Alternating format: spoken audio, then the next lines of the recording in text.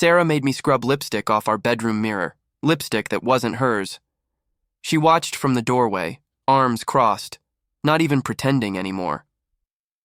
The red smudge across the glass matched the shade Brandon's last girl wore in her profile. Photo. I had seen it. The smear was deliberate. A message. "Clean it properly, Sean," she said without emotion.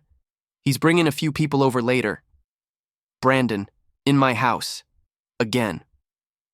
I kept wiping, even when the cloth caught and squeaked, under my hand.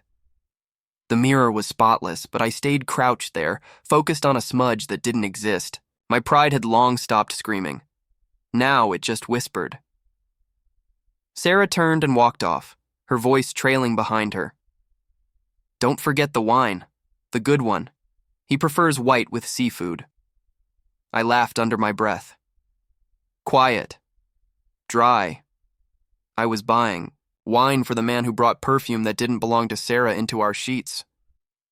That night, I watched them from the kitchen. Brandon was telling some story about Milan or Madrid, something expensive.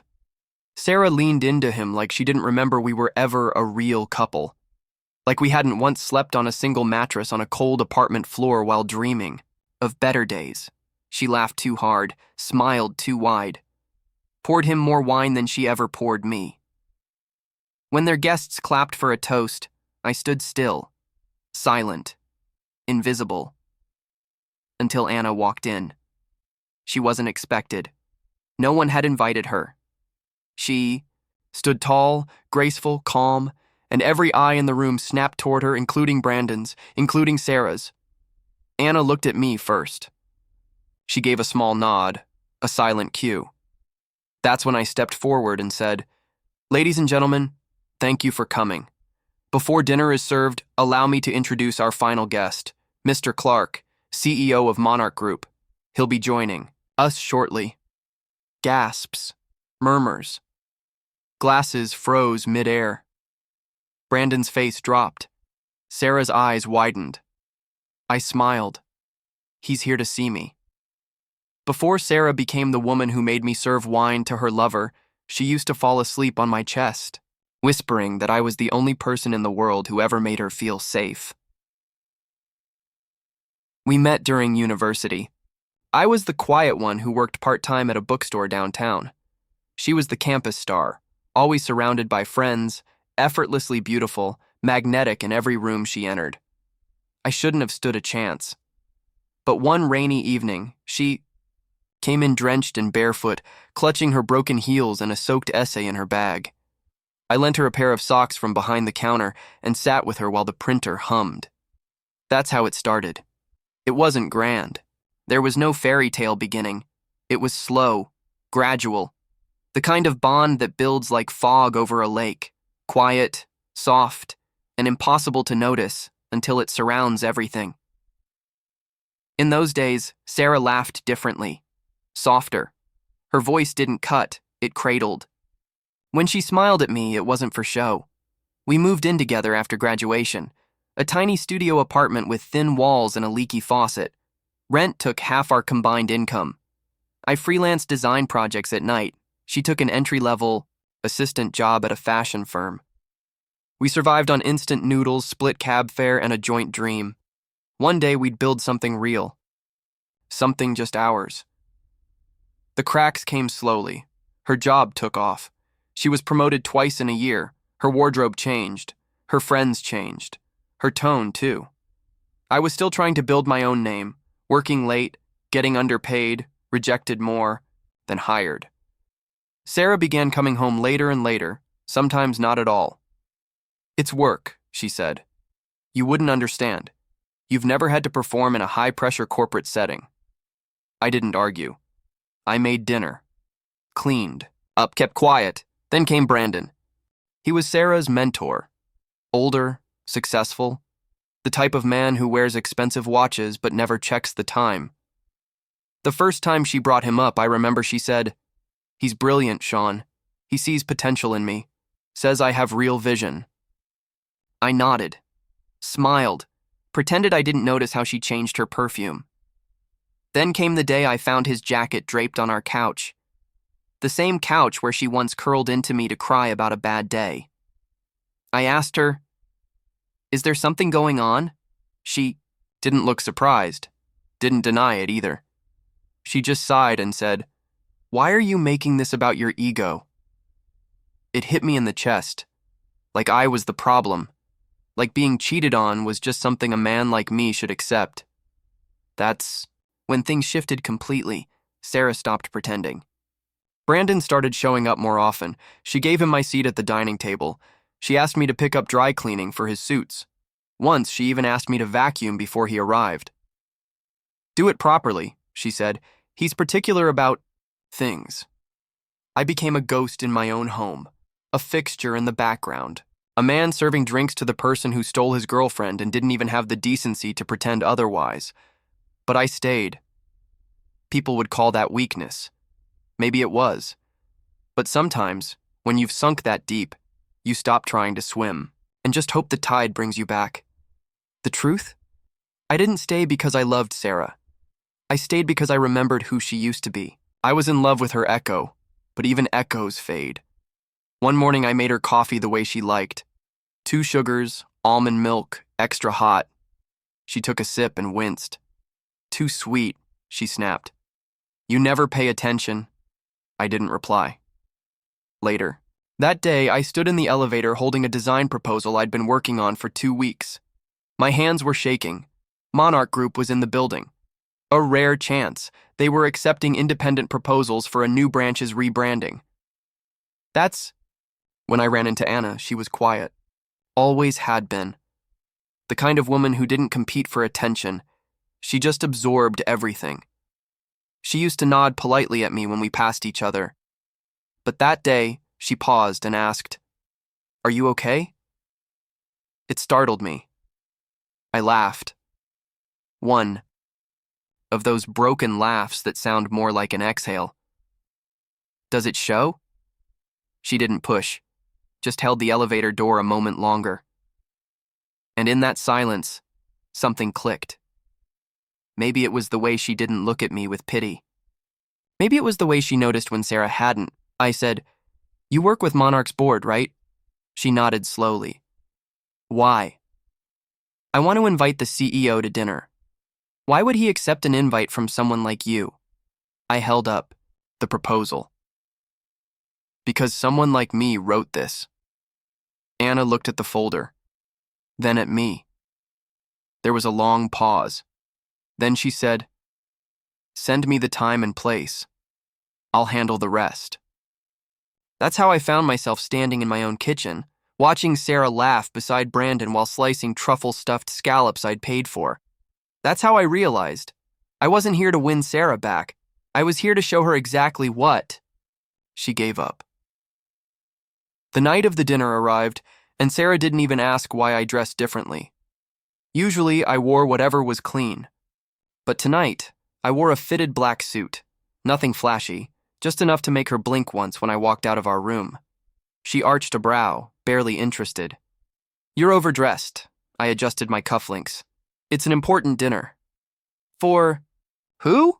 she asked, sipping her wine. "Brandon already knows everyone coming." I gave her a tight smile.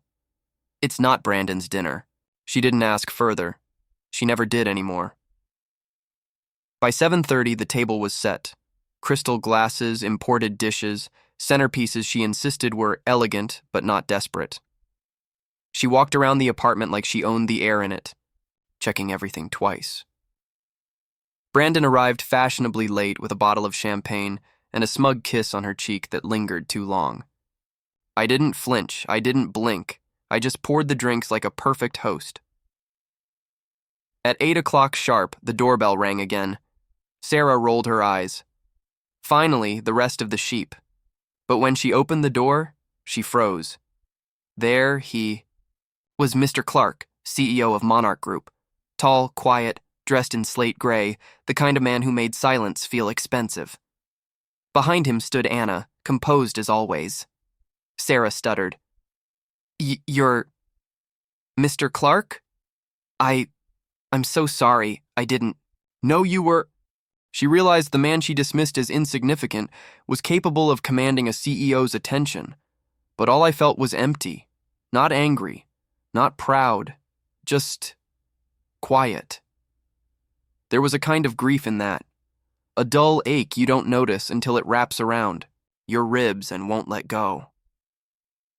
For years, I had convinced myself that Sarah's coldness was temporary, that maybe I just needed to achieve more, be more, provide more, that one day she'd see me again, the way she used to, but she never would. She wasn't blind, she just stopped looking. A notification buzzed on my phone. "Anna, are you okay?" I stared at it. The question felt so simple, but it echoed louder than anything Sarah had said in months. I typed back, "I don't know," and I meant it, because the truth was, even now, a part of me still wanted her to walk out of that bedroom and say it was all a mistake. That she regretted everything, that she missed me, that she saw me. But I also knew that even if she did, it wouldn't matter. Not anymore. She'd burned through too many apologies she never made. I ran my hand down my face and leaned back against the couch. The ceiling felt too low. The walls too tight. I wanted to escape my own skin. All those nights I sat quietly, letting her ignore me, letting Brandon exist under the same roof. All those moments I swallowed the things I wanted to scream. Why? Wasn't I enough? Why did she turn me into a stranger in my own life? Why did I stay so long, hoping someone who stopped loving me would somehow love me again? I used to think love was supposed to hurt sometimes. That sacrifice meant silence. But that was a lie. Real love doesn't demand that you become invisible to keep it alive. My phone buzzed again. "Anna, you did what you had to. I saw her face. She knew she lost you." Maybe, but even if she did, why did I still feel like the one who had lost something? I got up and walked to the window. The city outside was glowing, endless, unaware of everything that just fell apart inside this apartment. The kind of night that once felt full of possibilities. Now it just felt like static. Behind me, I heard the bedroom door open. I didn't turn around. Sarah's footsteps were slow, careful, like she was walking into a room that didn't belong to her anymore. She stood a few feet behind me. "Sean," she said softly. I didn't speak. She hesitated. "You embarrassed me tonight." I closed my eyes. Of course. That was what mattered to her. Not that she betrayed me. Not that she brought another man into our lives. But that I made. Her look small in front of people who used to think she had everything. I turned to face her. Her makeup was gone. Her eyes were tired. For the first time, she looked more human than composed. "You embarrassed me for months," I said. "You just never noticed." She crossed her arms. "I didn't cheat on you." I nodded slowly. "No, you just replaced me without ever saying the words." She looked away. "You stopped trying. I stopped fighting for someone who wasn't fighting for me." We stood in silence. She didn't deny it. She didn't apologize. She didn't cry. She just whispered, "Do you still love me?" I looked at her.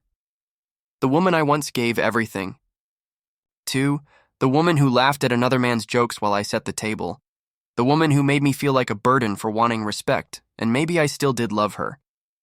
In the same way a man might still love a memory. But the version of her standing in front of me, this woman who picked pride over partnership, who let me serve like a stranger in my own home, this wasn't the woman I fell for. "No," I said. "Not like before." She looked like she expected that answer, but it still cut. I could see it in the way her shoulders dropped. "I never meant to lose you," she whispered. "I know," I said. "You just never cared enough to keep me." She turned slowly and walked back toward the bedroom. This time I didn't follow, because this time I wasn't afraid of being alone. 2 days passed. We barely spoke. Sarah moved like a ghost in the apartment, silent, present, and yet never fully there. She didn't ask me to leave, and I didn't offer. But something between us had already died, and we both knew it. Then came the email. It arrived while I was finalizing adjustments to the Monarch proposal. Simple subject line, change of project assignment. At first, I thought it was routine, until I opened it. Effective immediately, my proposal had been reassigned. Monarch CEO had forwarded the concept to a new project lead, Brandon. I stared at the screen, unblinking. My name wasn't even mentioned in the follow-up thread. My design, my vision, my months of work, handed off without credit. My phone buzzed a moment later. Anna. Sean. You need to see this. She sent me a screenshot. Brandon's LinkedIn post. Grateful to be entrusted with Monarch's upcoming rebranding project. Couldn't have done it without Sarah's support, my brilliant partner in business and in life. Beneath the post, dozens of likes, comments, emojis. And there it was again. My work, my design visuals, slightly altered, posted with his name under it. I felt a coldness settle in my bones. Not anger, not even betrayal, just a numb, eerie calm. Sarah walked in behind me, holding her coffee. She glanced at the screen, then looked away. So you saw it, she said quietly. You knew? She hesitated, then nodded.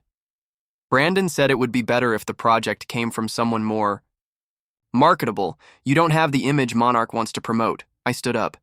And you agreed? I didn't fight it, she said. I won't lie. Brandon has connections. He knows how to play the game. He's practical. Practical, I repeated. Your pitch was strong, she added. But you're not the right face for it. Monarch doesn't just want a designer. They want someone they can feature. Someone with polish, presence. I stared at her. So you let him steal it. She didn't flinch. I let him secure it. Using my work. She met my eyes then, something almost smug behind her calm. Welcome to the real world, Sean.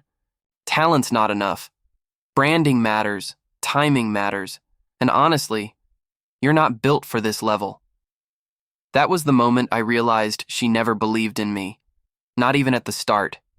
She loved the idea of building something with me. So long as I stayed beneath her. So long as I remained humble, desperate, easy to control. Now that I had dared to outgrow her, she was determined to pull me back under. I picked up my phone and called Anna. She answered instantly. I need everything, I said. Every draft I sent, every internal message, every timestamp, and that dinner photo with Clark. Already compiling, she said. I figured they'd try something. Sarah was watching me, arms crossed, expression unreadable. What are you doing? I turned to her. What you never expected me to do, I said. Fighting back. The conference room at Monarch's headquarters was carved out of polished glass and cold metal. The city skyline poured in behind floor-to-ceiling windows, making every person inside seem smaller than they thought they were. I walked in 10 minutes early. Anna was already seated. She didn't say much, just handed me a folder thick with printed emails, drafts, message logs, screenshots, and proposal timestamps, each one neatly labeled. She had even included the restaurant photo from the dinner where Mr. Clark publicly acknowledged me in front of Sarah and Brandon. You'll only get one chance to speak, she said softly. Make sure it matters.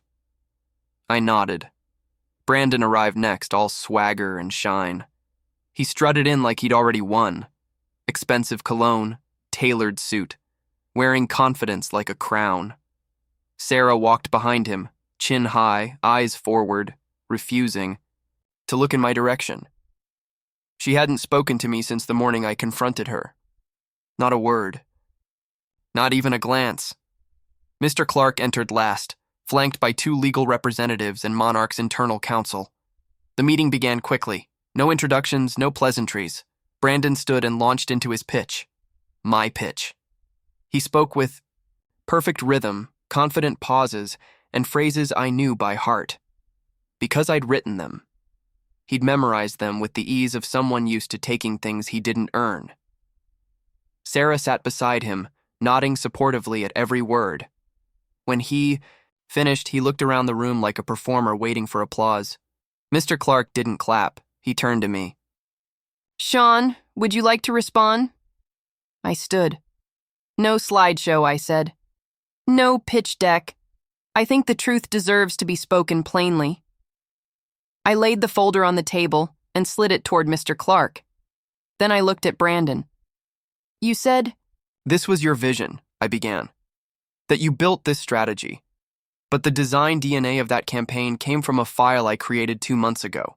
The concept tags, the layout structure, the brand archetype, every piece of it was developed on my own software under my login. I've included logs showing submission timestamps to your company portal, internal revisions, and even private messages between myself and your staff. Brandon smirked. Anyone can fake those. Anna spoke, quiet but clear. He didn't fake them. I'm part of your executive support team. I uploaded several of those files personally during the pitch coordination phase. The origin trail is clean. Brandon's confidence wavered. I kept going. And more than that, I have the receipts of the meeting I hosted at my own apartment, where Mr. Clark himself was invited by me, not by Sarah, not by Brandon. I've included a copy of the email chain confirming attendance, the guest list, and a photograph taken during the event. All of it is time-stamped. Sarah shifted in her seat, eyes flickering. Mr. Clark flipped through the folder slowly, methodically. Brandon tried to laugh it off. Look, I don't know what this is about. I collaborated with Sean. Maybe there was some overlap, I cut in. You didn't collaborate with me. You stole from me. His face darkened. This is getting ridiculous, but no one backed. Him. Not this time. Mr. Clark closed the folder. Sarah, do you have anything to add? She opened her mouth, but no words came out. She looked between me and Brandon, and for a flicker of a second, I saw panic. Real panic. The kind that comes when you realize you've bet on the wrong horse and the race is already over. She finally managed. Sean was involved, but the final pitch was Brandon's. He just refined it. Refined it, I repeated. Like wiping my name off a blueprint and signing your own. Clark leaned back, then nodded once to his legal counsel. Effective immediately, Monarch Group is terminating any and all association with Brandon Lee. A formal investigation into breach of intellectual property is underway. Sarah Liu, your firm's procurement privileges are suspended pending a secondary review. Any involvement in unauthorized data transfer will be subject to legal consequence. Brandon stood up violently. You're going to believe him. Over me. I built relationships here for months. You built them on a lie, Clark said without emotion. This company doesn't need liars. Security was called. Brandon didn't resist, but his pride did. Every step he took toward the exit looked like it cost him blood. Sarah remained seated. Her eyes slowly turned toward me. She wasn't furious. She wasn't defensive. She was hollow. After the room cleared, she stood. So, this is it? I didn't respond. She stepped closer. He deserved it, I'll admit that, but me? You really want to see me fall too? I didn't do anything to you, I said. You did that yourself. She swallowed. I was trying to protect my future. Then I hope your future remembers you the same way you remembered me. When I cleaned up after your mess and stayed silent while you treated me like a stepping stone. She opened her mouth to say something else, but Clark's assistant walked in. The elevator's waiting, Ms. Liu. She didn't look back as she left. Anna and I stood in the room alone. The weight of the last few months seemed to compress into the stillness around us. You did it, she said. I nodded, but it didn't feel like victory. Not completely. It felt like the end of a war I never wanted to fight. Outside the building, the city was just beginning to light up for evening. Anna walked beside me. You could have ruined them quietly, she said. But you waited. You made sure they heard every word. They needed to know exactly who they underestimated. She paused, then added, You know, you're not the same man from 3 months ago. I know, I said. That man believed love could fix anything. And now? Now, I know that respect comes first. Without it, love is just decoration. We stopped at the curb. She looked at me. Where will you go now? I smiled for the first time all day. Not out of pride, but peace. Where I should have gone a long time ago. Forward. 2 weeks later, I watched as Sarah's life publicly unraveled, piece by piece. The news of Brandon's expulsion from Monarch hit the industry faster than I expected. Several blogs picked it up, and whispers turned into headlines. A stolen pitch, a high-profile CEO calling out fraud in a closed-door board meeting. The design world ate it up. What most people didn't know, what Sarah didn't realize, was that Anna hadn't just helped me file evidence, she had leaked it. She had, quietly, strategically, precisely. A curated email landed in the inbox of one of the top business gossip accounts on the East Side, complete with blurred screenshots, a sanitized version of the dinner story, and a few casual mentions of the procurement manager who allegedly supported the theft of intellectual property from her live-in boyfriend. They never named Sarah directly. They didn't need to. Her coworkers knew. Her circle knew. And worst of all, her father knew. Mr. Liu had always been the man Sarah was terrified to disappoint. His voice dictated her every decision, where she studied, what she wore, who she dated. When Sarah defied him to be with me, she thought it made her fearless. But it was never about courage. It was about rebellion. Until the rebellion failed, she was suspended from her position. Her name whispered in every hallway she passed. Brandon? He disappeared, deleted all social media. Rumor said he fled to another city trying to start fresh. No one cared. No one missed him. I wasn't done. I had one last thing left to return.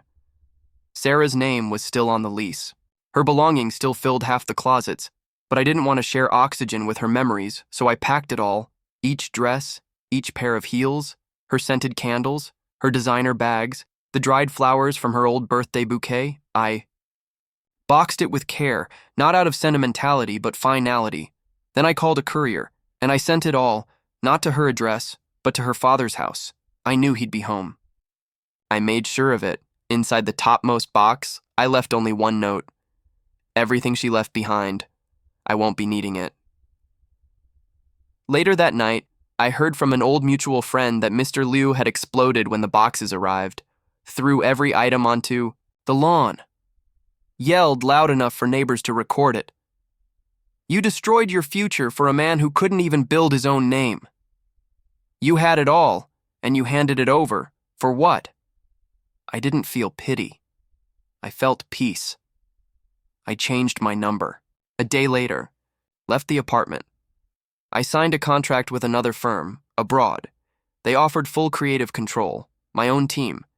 They even requested that I lead the Monarch account, now back in negotiation after Brandon's departure. I accepted.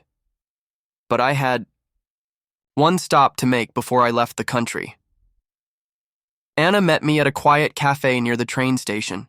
She was wearing pale lavender, hair loose, expression calm. She looked at me the same way she always had. From the beginning.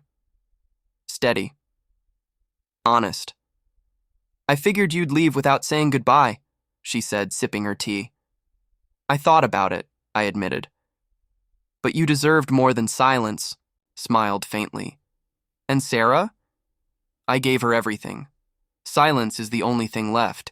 She looked down for a moment, then back up. So what happens now? I start over.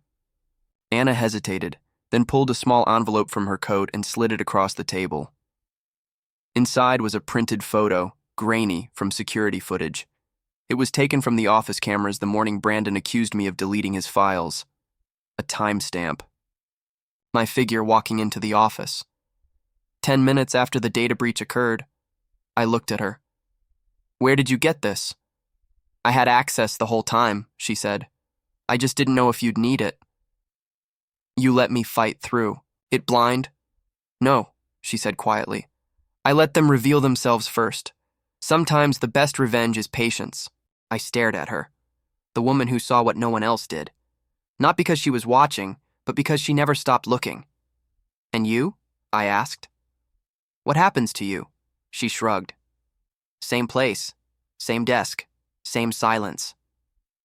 I reached into my coat and placed a second envelope on the table, a plane ticket. Her name on it. She blinked. They offered a second contract, I said. Senior brand strategist, same company. I never asked for this. I know. That's why I'm offering it. She studied the ticket for a long time. Then she folded it in half and placed it in her bag. I'll think about it, she said. That's enough. She stood up. I followed. We walked outside where the wind was colder but not unkind. At the train gate, she paused. You know, she said, voice softer now. I always knew you were the main character. I smiled. And I always knew you were watching. She didn't kiss me. I didn't expect her to. Some things take time. But as I boarded the train, I turned back one. Last time, she was still standing there, still watching, and for the first time in a long, long time, I felt seen. As the city blurred behind me and the future opened up ahead, I leaned back in my seat and closed my eyes. No more broken glass, no more shadows, no more scrubbing lipstick. That wasn't hers off a mirror that was never mine. I was done being the background in someone else's story. This time, the story was mine.